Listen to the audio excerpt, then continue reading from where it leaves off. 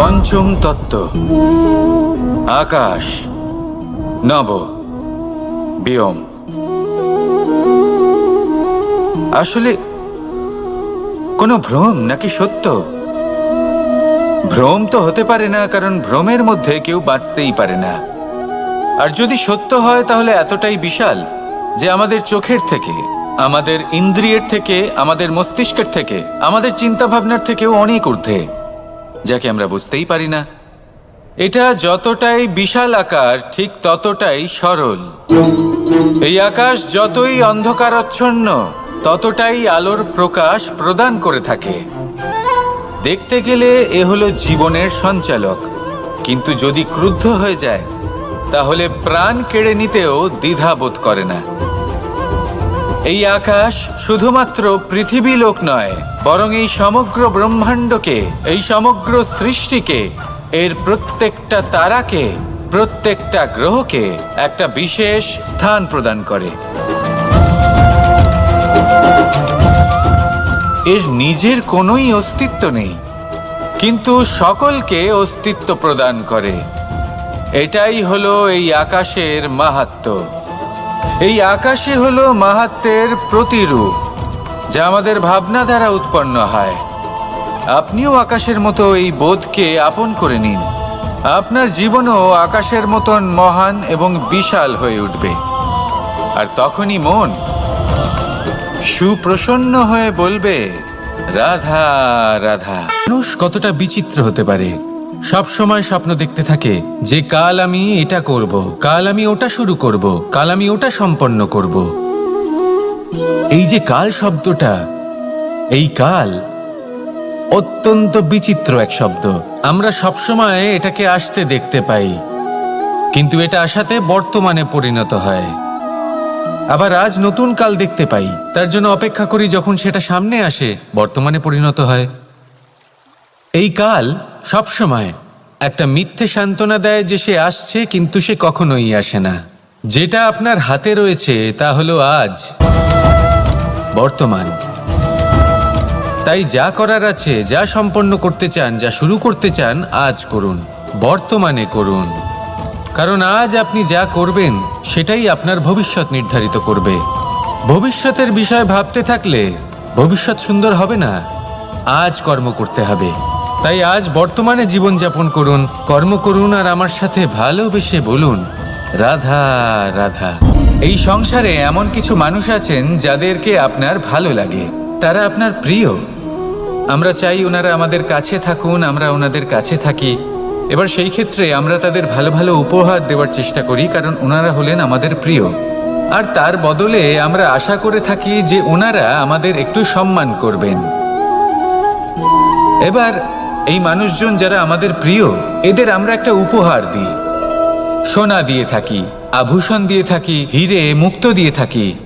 কিন্তু যদি ভেবে দেখি, এই সব কিছুরই একটা মূল্য আছে। ভেবে দেখুন, আপনি কি তাদের এমন কোনো উপহার দিতে পারেন যা কিনা অমূল্য? তা এরকম উপহার কি হতে পারে? ঠিক বলেছেন আপনি, প্রেম। এই প্রেমই হলো অমূল্য, কারণ মন থেকে এর উৎপত্তি হয়। না চেয়ে পাওয়া যায় আর না ছিনিয়ে নেওয়া যায় এই ভালোবাসা। ঠিক এইরকমই হয় এই সম্মান। যদি সম্মান করো তাহলে মন থেকে এবং ভালোবেসে করো, ভয় পেয়ে নয়।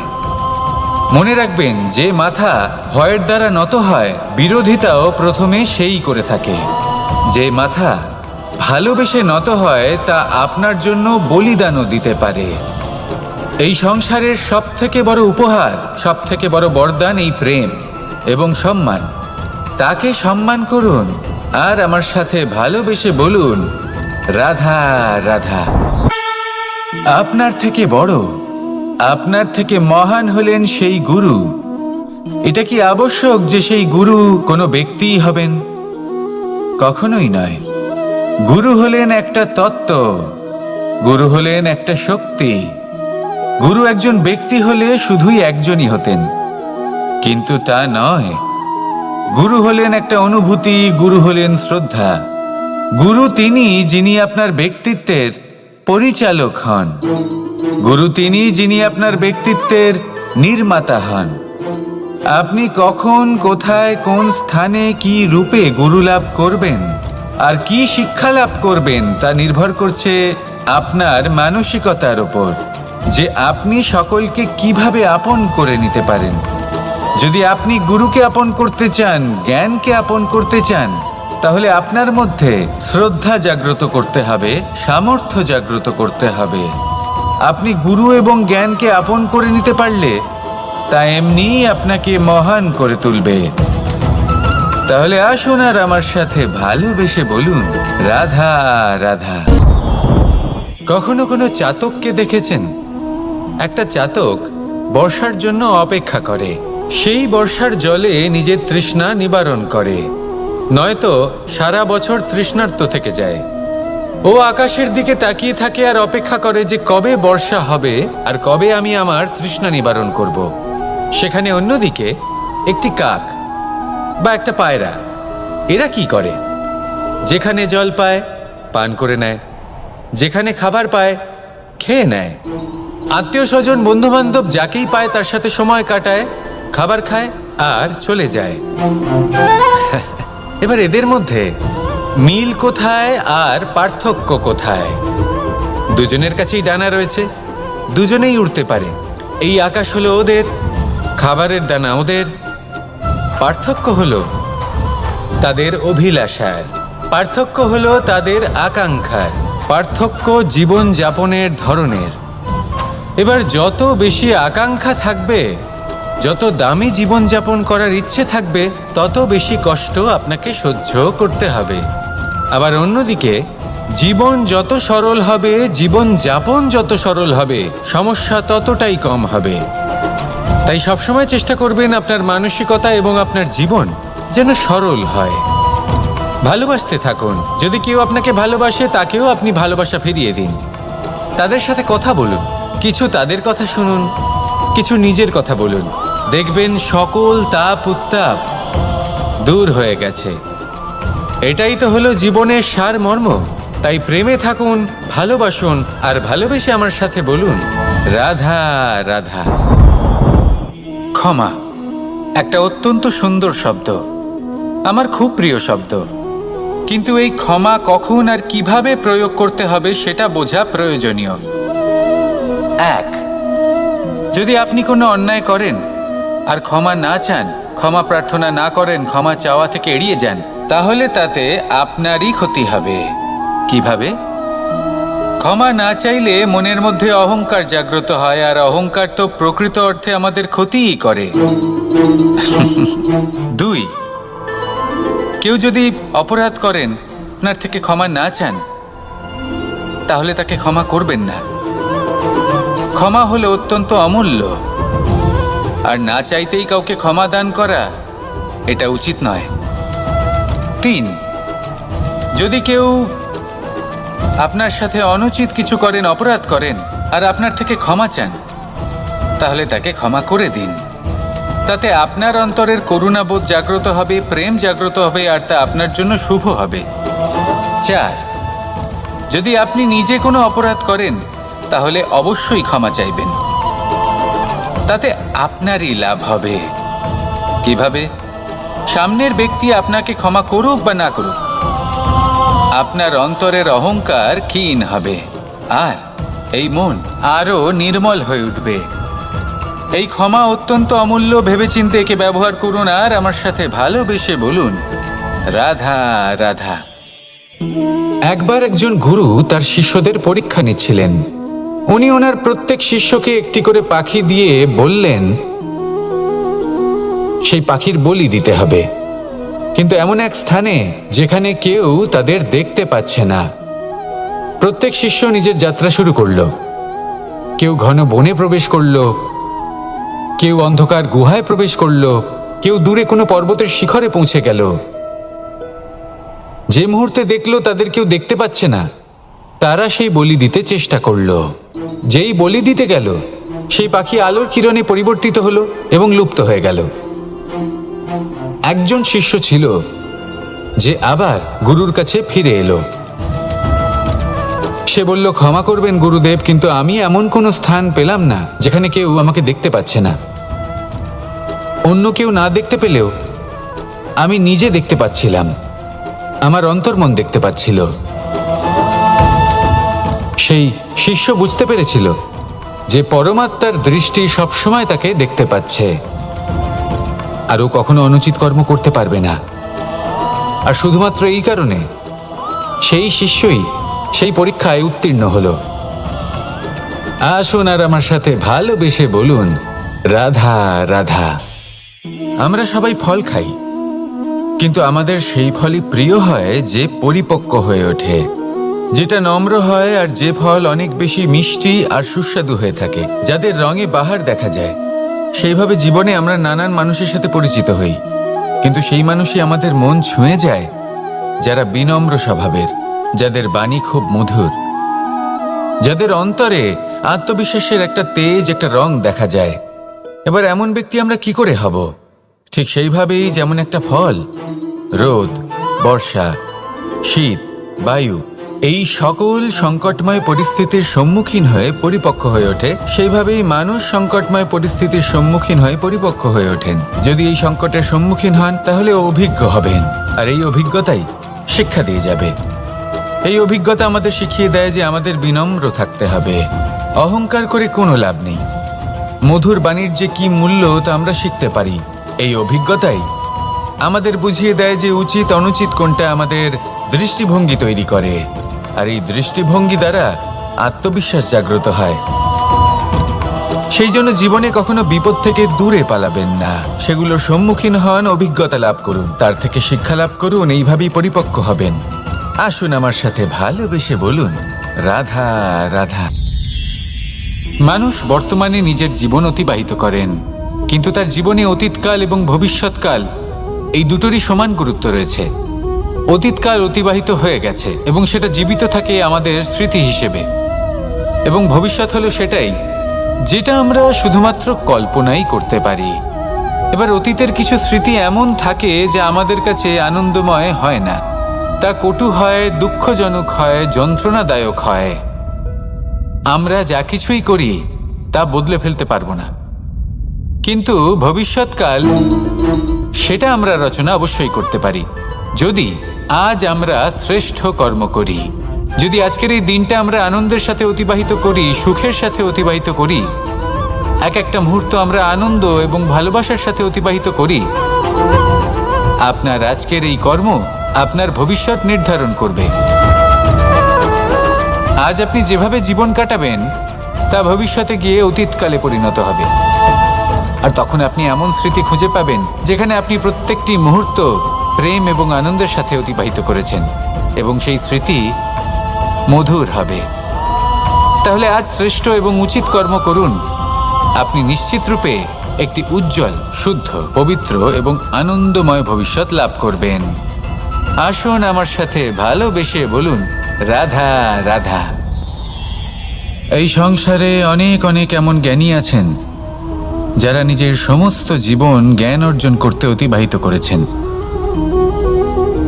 এই সংসারে এমন কোনো বেদ নেই, কোনো পুরাণ নেই, কোনো শাস্ত্র নেই, কোনো ভাষা নেই যা ওনারা জানেন না। এমন কোনো বিষয় নেই যা নিয়ে ওনারা কোনো বক্তব্য রাখতে পারবেন না। কিন্তু আমরা এই সকল জ্ঞানীকে কি ভালোবাসতে পারি? এনাদের সকলকে সম্মান করতে পারি না। কারণটা কি?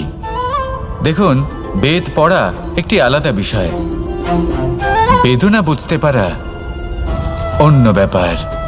এবং বেদনা বোঝার জন্য, সেই জ্ঞান লাভ করার জন্য আপনাকে মন থেকে করুণা এবং প্রেমের সঠিক অর্থ বুঝতে হবে। সামনের ব্যক্তির বেদনা বুঝতে হবে, তার যন্ত্রণাকে বুঝতে হবে। তারপর যে জ্ঞান আপনি অর্জন করেছেন বেদ থেকে, পুরাণ থেকে, শাস্ত্র থেকে, তা প্রয়োগ করে তার বেদনার নিবারণ করা, সেটা বেশি গুরুত্বপূর্ণ। সেই জন্য জীবনে শুধুমাত্র শাস্ত্র এবং বেদ পড়ে জ্ঞান অর্জন করতে সময় নষ্ট করবেন না।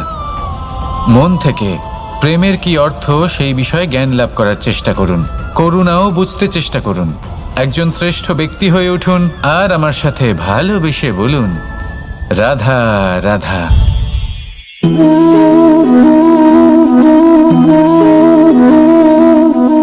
জল এই সংসারের সমস্ত প্রধান তত্ত্বের মধ্যে একটি। এই জল যে কোনো জ্বালা দূর করে, আগুনকে নিভিয়ে দেওয়ার ক্ষমতা রাখে, অবিরল অবিচল ভাবে প্রবাহিত হতে পারে, একে কেউ বাধা দিতে পারে না। এর পথে বাধা সৃষ্টি করলে নিজের পথ নিজেই খুঁজে নেবে বা সে নিজেই নিজের পথ বানিয়ে নেবে, কিন্তু কখনো থামবে না। এই জল হলো মহান, আর এর একটা মহান গুণ আছে, এর নিজস্ব কোনো রং নেই। কিন্তু যখন মেঘ থেকে বৃষ্টিরূপে পৃথিবীতে ঝরে পড়ে, তখন সমস্ত সংসারকে রঙিন করে তোলে। যেখানে খরা হয়েছে সেখানে শ্যামল করে তোলে, যে স্থান শ্যামল সেখানে ভিন্ন ভিন্ন প্রকারের পুষ্প ফুটিয়ে তোলে। এই জলের মতন আমাদের হতে হবে। ওর যেমন কোনো রং নেই, আমাদেরও যেন কোনো অহংকার না থাকে। শুধু কর্মের এই ধারাতে বইতে থাকুন, এই সংসারের মঙ্গল করতে থাকুন, শ্রেষ্ঠ কর্ম করতে থাকুন। এই সংসারকে এটা বলার কোনো প্রয়োজন নেই যে আপনি কে। আপনি যদি কর্ম করতে থাকেন, তাহলে এই সংসার নিজে থেকেই আপনার মূল্য জানতে পারবে, আর তখন এই মন প্রসন্ন হয়ে বলবে, রাধা রাধা। বড়ই অদ্ভুত ব্যাপার। একটি পাথরের প্রতিমা যখন মন্দিরে স্থাপিত হয়, তখন তা আমাদের কাছে ভগবান সম হয়ে দাঁড়ায়। কিন্তু যখন একজন জীবিত মানুষ মন্দিরে গিয়ে থাকেন, তখন তার শরীর, মন, আত্মা সেই সব পাথর সম হয়ে দাঁড়ায়। কিন্তু এমনটা আমি ঠিক কেন বললাম ভেবে দেখুন। মানুষ এটা চান যে কোনো পরিস্থিতি, যে কোনো স্থানেই তার বিজয় হোক, কিন্তু এখানে এসে সে পরাজিত হয়। এরকম ঠিক কেন হয়? সমস্ত খেলা হলো ভাবনা চিন্তার, বিচারধারার, দৃষ্টিভঙ্গির, উত্তরদায়িত্বের খেলা। পাষাণের এই প্রতিমা, তার একটি উত্তরদায়িত্ব আছে, আশা ধরে রাখার দায়িত্ব। সেই আশা জানিয়ে মানুষ মন্দিরে আসেন। তেমনি মানুষের একটি উত্তরদায়িত্ব আছে, যেটা সে ভুলে যায়। আর সেই উত্তরদায়িত্ব হলো এটা, যে মন্দিরে যে ভগবানকে সে প্রসন্ন করতে যাচ্ছে, তাকে সে তখনই খুঁজে পাবে যখন পূর্ণরূপে সে সমর্পিত থাকবে। যদি মনে সমর্পণের ভাব না থাকে, তাহলে ভগবান কখনো প্রসন্ন হবেন না। নিজের উত্তরদায়িত্ব বোঝার বদলে মানুষ শুধু একটা অনুষ্ঠান পালন করেন। যেমন ফুলের একটা মালা অর্পণ করেন, আর সেই কারণেই তিনি পরাজিত হন। আপনি ফুলের মালা অর্পণ করুন, প্রসাদ অর্পণ করুন, কিন্তু মনের মধ্যে পূর্ণ সমর্পণের ভাব থাকা প্রয়োজনীয়। তবেই আপনি মন্দিরে গিয়েও প্রাণবন্ত হয়ে থাকতে পারবেন, তবেই ঈশ্বরকে প্রসন্ন করতে পারবেন। আসুন আমার সাথে ভালোবেসে বলুন, রাধা রাধা। এই প্রেম মানুষকে দিয়ে কি না করাতে পারে, বড় বড় কাজ করাতে পারে, বড় বড় বাধা পার করাতে পারে। চাইলে মরুভূমিতে কুয়ো খোঁড়াতে পারে, পর্বত পার করাতে পারে, প্রতিটা অসম্ভব কার্য সম্ভব করাতে পারে। কিন্তু যদি আমি এটা বলি যে প্রেম আপনাকে দিয়ে ছলনাও করাতে পারে, তাহলে কি আপনি তা ঠিক মনে করবেন? আপনার কি মনে হবে যে এরকম হতে পারে? অবশ্যই হতে পারে। যেমন আমি ছল করছি এই মুহূর্তে আমার রাধার জন্য, আমার প্রেমের জন্য। আমি রাধার সাথে অনন্ত প্রেম করি, নিঃস্বার্থভাবে প্রেম করি, কিন্তু তাও আমাকে একটা ঠকবাজ, স্বার্থপর, লোভী ব্যক্তি হতে হচ্ছে। এই ছলনা আমাকে করতে হচ্ছে আমার প্রেমের জন্য। এবারে আপনারা আমাকে বলবেন যে কেন কৃষ্ণ এসব করার কি দরকার? রাধার সাথে তুমি বিবাহ করে তুমি কি শান্তির নিঃশ্বাস নিতে পারো না? নিশ্চয়ই নিতে পারি। রাধার সাথে বিবাহ করে আমি ভীষণ সুখী হব, কিন্তু আমি এই কথাও জানি যে আমার রাধা সুখী হতে পারবে না।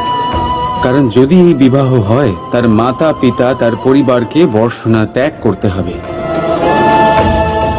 রাধার মনের মধ্যে একটা গভীর ক্ষতের সৃষ্টি হবে, দুঃখ তাকে কুরে কুরে খাবে। ও এটা মনে করবে, এটা জানবে যে ওর জন্য ওর মাতা পিতাকে এত কষ্ট ভোগ করতে হচ্ছে। এবার রাধার কষ্টকে ভিত বানিয়ে কৃষ্ণ নিজের সুখের মহল কি করে তৈরি করতে পারে? কারণ যাদের আপনি ভালোবাসেন শুধু তাদের ভাবনা নয়, আপনার প্রেমিক যাদের ভালোবাসে তাদের ভাবনার খেয়াল রাখাটাও আপনারই কর্তব্য। আর কখনো কখনো নিজের প্রেমকে উঁচুতে উঠতে দেখতে গেলে আপনাকে নিজেকে নিচে নামতে হবে। এমন কোনো কাজও আছে যা আপনাকে আপনার প্রেমের জন্য করতেই হবে। রাধা রাধা। মানুষ কতটা বিচিত্র হতে পারে। সব সময় স্বপ্ন দেখতে থাকে যে কাল আমি এটা করব, কাল আমি ওটা শুরু করব, কাল আমি ওটা সম্পন্ন করব। এই যে কাল শব্দটা, এই কাল অত্যন্ত বিচিত্র এক শব্দ। আমরা সবসময় এটাকে আসতে দেখতে পাই, কিন্তু এটা আসাতে বর্তমানে পরিণত হয়। আবার আজ নতুন কাল দেখতে পাই, তার জন্য অপেক্ষা করি যখন সেটা সামনে আসে বর্তমানে পরিণত হয়। এই কাল সবসময় একটা মিথ্যে সান্ত্বনা দেয় যে সে আসছে, কিন্তু সে কখনোই আসে না। যেটা আপনার হাতে রয়েছে তা হলো আজ, বর্তমান। তাই যা করার আছে, যা সম্পন্ন করতে চান, যা শুরু করতে চান, আজ করুন, বর্তমানে করুন। কারণ আজ আপনি যা করবেন সেটাই আপনার ভবিষ্যৎ নির্ধারিত করবে। ভবিষ্যতের বিষয় ভাবতে থাকলে ভবিষ্যৎ সুন্দর হবে না। আজ কর্ম করতে হবে। তাই আজ বর্তমানে জীবনযাপন করুন, কর্ম করুন, আর আমার সাথে ভালোবেসে বলুন রাধা রাধা। পঞ্চম তত্ত্ব, আকাশ, নব, ব্যোম। আসলে কোনো ভ্রম নাকি সত্য? ভ্রম তো হতে পারে না, কারণ ভ্রমের মধ্যে কেউ বাঁচতেই পারে না। আর যদি সত্য হয় তাহলে এতটাই বিশাল যে আমাদের চোখের থেকে, আমাদের ইন্দ্রিয়ের থেকে, আমাদের মস্তিষ্কের থেকে, আমাদের চিন্তা ভাবনার থেকেও অনেক ঊর্ধ্বে, যাকে আমরা বুঝতেই পারি না। এটা যতটাই বিশাল আকার ঠিক ততটাই সরল। এই আকাশ যতই অন্ধকারাচ্ছন্ন ততটাই আলোর প্রকাশ প্রদান করে থাকে। দেখতে গেলে এ হলো জীবনের সঞ্চালক, কিন্তু যদি ক্রুদ্ধ হয়ে যায় তাহলে প্রাণ কেড়ে নিতেও দ্বিধা বোধ করে না। এই আকাশ শুধুমাত্র পৃথিবী লোক নয়, বরং এই সমগ্র ব্রহ্মাণ্ডকে, এই সমগ্র সৃষ্টিকে, এর প্রত্যেকটা তারাকে, প্রত্যেকটা গ্রহকে একটা বিশেষ স্থান প্রদান করে। এর নিজের কোনোই অস্তিত্ব নেই, কিন্তু সকলকে অস্তিত্ব প্রদান করে। এটাই হলো এই আকাশের মাহাত্ম্য। এই আকাশে হলো মাহাত্ম্যের প্রতিরূপ, যা আমাদের ভাবনা দ্বারা উৎপন্ন হয়। আপনিও আকাশের মতো এই বোধকে আপন করে নিন। আপনার জীবনও আকাশের মতন মহান এবং বিশাল হয়ে উঠবে। আর তখনই মন সুপ্রসন্ন হয়ে বলবে রাধা রাধা। আপনার থেকে বড়, আপনার থেকে মহান হলেন সেই গুরু। এটা কি আবশ্যক যে সেই গুরু কোনো ব্যক্তিই হবেন? কখনোই নয়। গুরু হলেন একটা তত্ত্ব, গুরু হলেন একটা শক্তি। গুরু একজন ব্যক্তি হলে শুধুই একজনই হতেন, কিন্তু তা নয়। গুরু হলেন একটা অনুভূতি, গুরু হলেন শ্রদ্ধা। গুরু তিনি যিনি আপনার ব্যক্তিত্বের পরিচালক হন। গুরু তিনি যিনি আপনার ব্যক্তিত্বের নির্মাতা হন। আপনি কখন, কোথায়, কোন স্থানে, কি রূপে গুরু লাভ করবেন আর কি শিক্ষা লাভ করবেন তা নির্ভর করছে আপনার মানসিকতার উপর, যে আপনি সকলকে কিভাবে আপন করে নিতে পারেন। যদি আপনি গুরুকে আপন করতে চান, জ্ঞানকে আপন করতে চান, তাহলে আপনার মধ্যে শ্রদ্ধা জাগ্রত করতে হবে, সামর্থ্য জাগ্রত করতে হবে। আপনি গুরু এবং জ্ঞানকে আপন করে নিতে পারলে তা এমনিই আপনাকে মহান করে তুলবে। তাহলে আসুন আর আমার সাথে ভালোবেসে বলুন রাধা রাধা।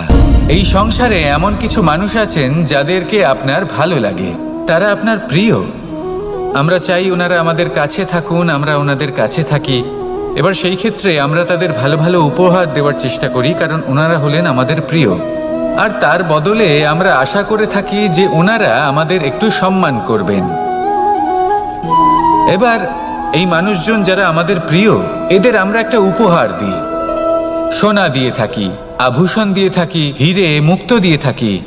কিন্তু যদি ভেবে দেখি, এই সব কিছুরই একটা মূল্য আছে। ভেবে দেখুন, আপনি কি তাদের এমন কোনো উপহার দিতে পারেন যা কিনা অমূল্য? তা এরকম উপহার কি হতে পারে? ঠিক বলেছেন আপনি, প্রেম। এই প্রেমই হলো অমূল্য, কারণ মন থেকে এর উৎপত্তি হয়। না চেয়ে পাওয়া যায় আর না ছিনিয়ে নেওয়া যায় এই ভালোবাসা। ঠিক এইরকমই হয় এই সম্মান। যদি সম্মান করো তাহলে মন থেকে এবং ভালোবেসে করো, ভয় পেয়ে নয়। মনে রাখবেন, যে মাথা ভয়ের দ্বারা নত হয়, বিরোধিতাও প্রথমে সেই করে থাকে। যে মাথা ভালোবেসে নত হয়, তা আপনার জন্য বলিদানও দিতে পারে। এই সংসারের সব থেকে বড় উপহার, সব থেকে বড় বরদান এই প্রেম এবং সম্মান। তাকে সম্মান করুন আর আমার সাথে ভালোবেসে বলুন, রাধা রাধা। কখনো কোনো চাতককে দেখেছেন? একটা চাতক বর্ষার জন্য অপেক্ষা করে। সেই বর্ষার জলে নিজের তৃষ্ণা নিবারণ করে, নয়তো সারা বছর তৃষ্ণার্ত থেকে যায়। ও আকাশের দিকে তাকিয়ে থাকে আর অপেক্ষা করে যে কবে বর্ষা হবে আর কবে আমি আমার তৃষ্ণা নিবারণ করব। সেখানে অন্যদিকে একটি কাক বা একটা পায়রা, এরা কি করে? যেখানে জল পায় পান করে নেয়, যেখানে খাবার পায় খেয়ে নেয়, আত্মীয় স্বজন বন্ধু বান্ধব যাকেই পায় তার সাথে সময় কাটায়, খাবার খায় আর চলে যায়। এবার এদের মধ্যে মিল কোথায় আর পার্থক্য কোথায়? দুজনের কাছেই ডানা রয়েছে, দুজনেই উড়তে পারে। এই আকাশ হলো ওদের, খাবারের দানা ওদের। পার্থক্য হলো তাদের অভিলাষার, পার্থক্য হলো তাদের আকাঙ্ক্ষার, পার্থক্য জীবন যাপনের ধরনের। এবার যত বেশি আকাঙ্ক্ষা থাকবে, যত দামি জীবনযাপন করার ইচ্ছে থাকবে, তত বেশি কষ্ট আপনাকে সহ্য করতে হবে। আবার অন্যদিকে জীবন যত সরল হবে, জীবনযাপন যত সরল হবে, সমস্যা ততটাই কম হবে। তাই সবসময় চেষ্টা করবেন আপনার মানসিকতা এবং আপনার জীবন যেন সরল হয়। ভালোবাসতে থাকুন। যদি কেউ আপনাকে ভালোবাসে, তাকেও আপনি ভালোবাসা ফিরিয়ে দিন। তাদের সাথে কথা বলুন, কিছু তাদের কথা শুনুন, কিছু নিজের কথা বলুন। দেখবেন সকল তাপ উত্তাপ দূর হয়ে গেছে। এটাই তো হলো জীবনের সারমর্ম। তাই প্রেমে থাকুন, ভালোবাসুন, আর ভালোবেসে আমার সাথে বলুন, রাধা রাধা। ক্ষমা একটা অত্যন্ত সুন্দর শব্দ, আমার খুব প্রিয় শব্দ। কিন্তু এই ক্ষমা কখন আর কিভাবে প্রয়োগ করতে হবে সেটা বোঝা প্রয়োজনীয়। এক, যদি আপনি কোনো অন্যায় করেন আর ক্ষমা না চান, ক্ষমা প্রার্থনা না করেন, ক্ষমা চাওয়া থেকে এড়িয়ে যান, তাহলে তাতে আপনারই ক্ষতি হবে। কিভাবে? ক্ষমা না চাইলে মনের মধ্যে অহংকার জাগ্রত হয়, আর অহংকার তো প্রকৃত অর্থে আমাদের ক্ষতিই করে। দুই, কেউ যদি অপরাধ করেন, আপনার থেকে ক্ষমা না চান, তাহলে তাকে ক্ষমা করবেন না। ক্ষমা হলো অত্যন্ত অমূল্য, আর না চাইতেই কাউকে ক্ষমা দান করা এটা উচিত নয়। তিন, যদি কেউ আপনার সাথে অনুচিত কিছু করেন, অপরাধ করেন, আর আপনার থেকে ক্ষমা চান, তাহলে তাকে ক্ষমা করে দিন। তাতে আপনার অন্তরের করুণাবোধ জাগ্রত হবে, প্রেম জাগ্রত হবে, আর তা আপনার জন্য শুভ হবে। চার, যদি আপনি নিজে কোনো অপরাধ করেন, তাহলে অবশ্যই ক্ষমা চাইবেন। তাতে আপনারই লাভ হবে। কিভাবে? সামনের ব্যক্তি আপনাকে ক্ষমা করুক বা না করুক, আপনার অন্তরের অহংকার ক্ষীণ হবে, আর এই মন আরো নির্মল হয়ে উঠবে। এই ক্ষমা অত্যন্ত অমূল্য। ভেবেচিন্তে একে ব্যবহার করুন আর আমার সাথে ভালোবেসে বলুন, রাধা রাধা। একবার একজন গুরু তার শিষ্যদের পরীক্ষা নিচ্ছিলেন। উনি ওনার প্রত্যেক শিষ্যকে একটি করে পাখি দিয়ে বললেন, সেই পাখির বলি দিতে হবে, কিন্তু এমন এক স্থানে যেখানে কেউ তাদের দেখতে পাচ্ছে না। প্রত্যেক শিষ্য নিজের যাত্রা শুরু করলো। কেউ ঘন বনে প্রবেশ করলো, কেউ অন্ধকার গুহায় প্রবেশ করলো, কেউ দূরে কোনো পর্বতের শিখরে পৌঁছে গেল। যে মুহূর্তে দেখলো তাদের কেউ দেখতে পাচ্ছে না, তারা সেই বলি দিতে চেষ্টা করলো। যেই বলি দিতে গেল, সেই পাখি আলোর কিরণে পরিবর্তিত হলো এবং লুপ্ত হয়ে গেল। একজন শিষ্য ছিল যে আবার গুরুর কাছে ফিরে এলো। সে বলল, ক্ষমা করবেন গুরুদেব, কিন্তু আমি এমন কোনো স্থান পেলাম না যেখানে কেউ আমাকে দেখতে পাচ্ছে না। অন্য কেউ না দেখতে পেলেও আমি নিজে দেখতে পাচ্ছিলাম, আমার অন্তর্মন দেখতে পাচ্ছিল। সেই শিষ্য বুঝতে পেরেছিল যে পরমাত্মার দৃষ্টি সবসময় তাকে দেখতে পাচ্ছে, আর ও কখনো অনুচিত কর্ম করতে পারবে না। আর শুধুমাত্র এই কারণে সেই শিষ্যই সেই পরীক্ষায় উত্তীর্ণ হলো। আসুন আর আমার সাথে ভালোবেসে বলুন, রাধা রাধা। আমরা সবাই ফল খাই, কিন্তু আমাদের সেই ফলই প্রিয় হয় যে পরিপক্ক হয়ে ওঠে, যেটা নম্র হয়, আর যে ফল অনেক বেশি মিষ্টি আর সুস্বাদু হয়ে থাকে, যাদের রঙে বাহার দেখা যায়।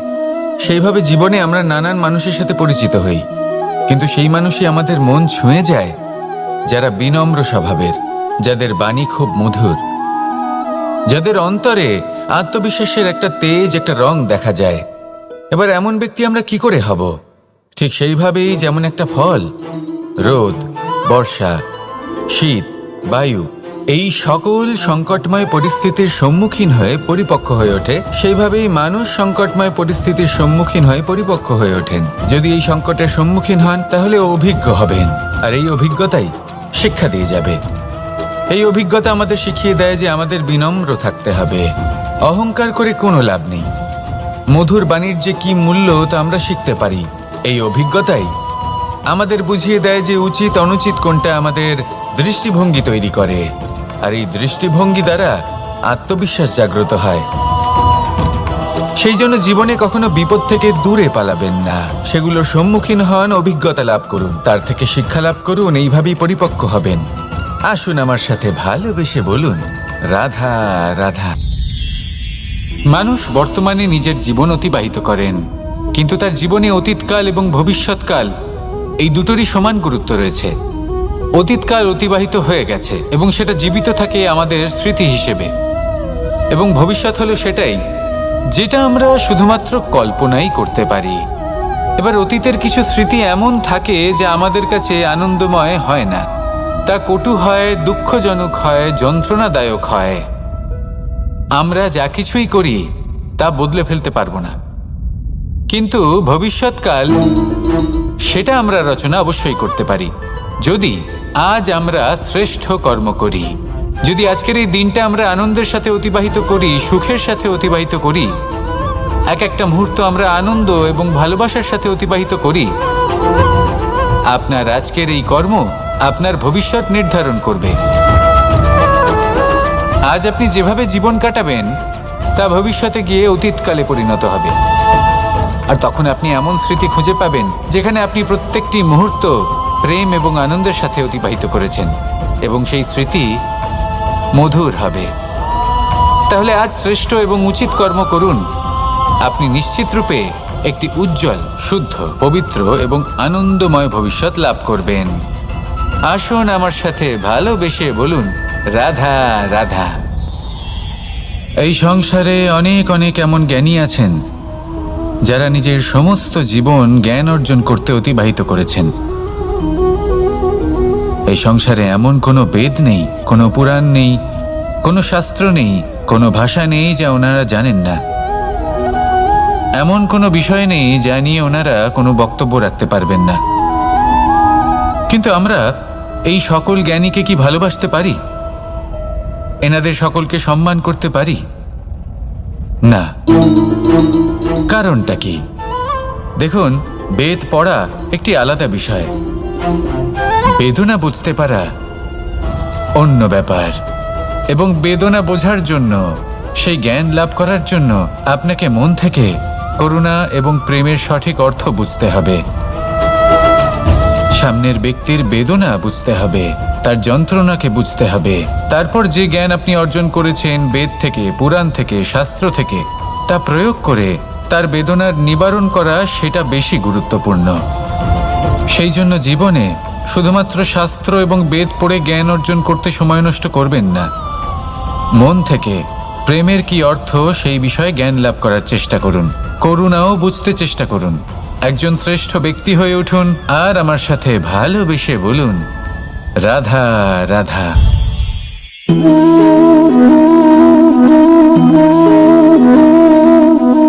জল এই সংসারের সমস্ত প্রধান তত্ত্বের মধ্যে একটি। এই জল যে কোনো জ্বালা দূর করে, আগুনকে নিভিয়ে দেওয়ার ক্ষমতা রাখে, অবিরল অবিচল ভাবে প্রবাহিত হতে পারে, একে কেউ বাধা দিতে পারে না। এর পথে বাধা সৃষ্টি করলে নিজের পথ নিজেই খুঁজে নেবে বা সে নিজেই নিজের পথ বানিয়ে নেবে, কিন্তু কখনো থামবে না। এই জল হলো মহান, আর এর একটা মহান গুণ আছে, এর নিজস্ব কোনো রং নেই। কিন্তু যখন মেঘ থেকে বৃষ্টিরূপে পৃথিবীতে ঝরে পড়ে, তখন সমস্ত সংসারকে রঙিন করে তোলে। যেখানে খরা হয়েছে সেখানে শ্যামল করে তোলে। যে স্থান শ্যামল সেখানে ভিন্ন ভিন্ন প্রকারের পুষ্প ফুটিয়ে তোলে। এই জল, এই জলের মতন আমাদের হতে হবে। ওর যেমন কোনো রং নেই, আমাদেরও যেন কোনো অহংকার না থাকে। শুধু কর্মের এই ধারাতে বইতে থাকুন, এই সংসারের মঙ্গল করতে থাকুন, শ্রেষ্ঠ কর্ম করতে থাকুন। এই সংসারকে এটা বলার কোনো প্রয়োজন নেই যে আপনি কে। আপনি যদি কর্ম করতে থাকেন তাহলে এই সংসার নিজে থেকেই আপনার মূল্য জানতে পারবে, আর তখন এই মন প্রসন্ন হয়ে বলবে, রাধা রাধা। বড়ই অদ্ভুত ব্যাপার, একটি পাথরের প্রতিমা যখন মন্দিরে স্থাপিত হয় তখন তা আমাদের কাছে ভগবান সম হয়ে দাঁড়ায়। কিন্তু যখন একজন জীবিত মানুষ মন্দিরে গিয়ে থাকেন তখন তার শরীর, মন, আত্মা সেই সব পাথর সম হয়ে দাঁড়ায়। কিন্তু এমনটা আমি ঠিক কেন বললাম ভেবে দেখুন। মানুষ এটা চান যে কোনো পরিস্থিতি, যে কোনো স্থানেই তার বিজয় হোক, কিন্তু এখানে এসে সে পরাজিত হয়। এরকম ঠিক কেন হয়? সমস্ত খেলা হলো ভাবনা চিন্তার, বিচারধারার, দৃষ্টিভঙ্গির, উত্তরদায়িত্বের খেলা। পাষাণের এই প্রতিমা, তার একটি উত্তরদায়িত্ব আছে, আশা ধরে রাখার দায়িত্ব। সেই আশা জানিয়ে মানুষ মন্দিরে আসেন। তেমনি মানুষের একটি উত্তরদায়িত্ব আছে যেটা সে ভুলে যায়, আর সেই উত্তরদায়িত্ব হলো এটা, যে মন্দিরে যে ভগবানকে সে প্রসন্ন করতে যাচ্ছে তাকে সে তখনই খুঁজে পাবে যখন পূর্ণরূপে সে সমর্পিত থাকবে। যদি মনে সমর্পণের ভাব না থাকে তাহলে ভগবান কখনো প্রসন্ন হবেন না। নিজের উত্তরদায়িত্ব বোঝার বদলে মানুষ শুধু একটা অনুষ্ঠান পালন করেন, যেমন ফুলের একটা মালা অর্পণ করেন, আর সেই কারণেই তিনি পরাজিত হন।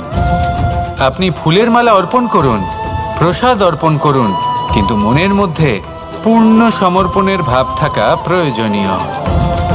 তবেই আপনি মন্দিরে গিয়েও প্রাণবন্ত হয়ে থাকতে পারবেন, তবেই ঈশ্বরকে প্রসন্ন করতে পারবেন। আসুন আমার সাথে ভালোবেসে বলুন, রাধা রাধা। এই প্রেম মানুষকে দিয়ে কি না করাতে পারে, বড় বড় কাজ করাতে পারে, বড় বড় বাধা পার করাতে পারে। চাইলে মরুভূমিতে কুয়ো খোঁড়াতে পারে, পর্বত পার করাতে পারে, প্রতিটা অসম্ভব কার্য সম্ভব করাতে পারে। কিন্তু যদি আমি এটা বলি যে প্রেম আপনাকে দিয়ে ছলনাও করাতে পারে, তাহলে কি আপনি তা ঠিক মনে করবেন? আপনার কি মনে হবে যে এরকম হতে পারে? অবশ্যই হতে পারে। যেমন আমি ছল করছি এই মুহূর্তে আমার রাধার জন্য, আমার প্রেমের জন্য। আমি রাধার সাথে অনন্ত প্রেম করি, নিঃস্বার্থভাবে প্রেম করি, কিন্তু তাও আমাকে একটা ঠকবাজ, স্বার্থপর, লোভী ব্যক্তি হতে হচ্ছে। এই ছলনা আমাকে করতে হচ্ছে আমার প্রেমের জন্য। এবারে আপনারা আমাকে বলবেন যে কেন কৃষ্ণ এসব করার কি দরকার? রাধার সাথে তুমি বিবাহ করে তুমি কি শান্তির নিঃশ্বাস নিতে পারো না? নিশ্চয়ই নিতে পারি। রাধার সাথে বিবাহ করে আমি ভীষণ সুখী হব, কিন্তু আমি এই কথাও জানি যে আমার রাধা সুখী হতে পারবে না। কারণ যদি এই বিবাহ হয়, তার মাতা পিতা তার পরিবারকে বর্ষণা ত্যাগ করতে হবে। রাধার মনের মধ্যে একটা গভীর ক্ষতের সৃষ্টি হবে। দুঃখ তাকে কুরে কুরে খাবে। ও এটা মনে করবে, এটা জানবে যে ওর জন্য ওর মাতা পিতাকে এত কষ্ট ভোগ করতে হচ্ছে। এবার রাধার কষ্টকে ভিত বানিয়ে কৃষ্ণ নিজের সুখের মহল কি করে তৈরি করতে পারে? কারণ যাদের আপনি ভালোবাসেন শুধু তাদের ভাবনা নয়, আপনার প্রেমিক যাদের ভালোবাসে তাদের ভাবনার খেয়াল রাখাটাও আপনারই কর্তব্য। আর কখনো কখনো নিজের প্রেমকে উঁচুতে উঠতে দেখতে গেলে আপনাকে নিজেকে নিচে নামতে হবে। এমন কোনো কাজও আছে যা আপনাকে আপনার প্রেমের জন্য করতেই হবে।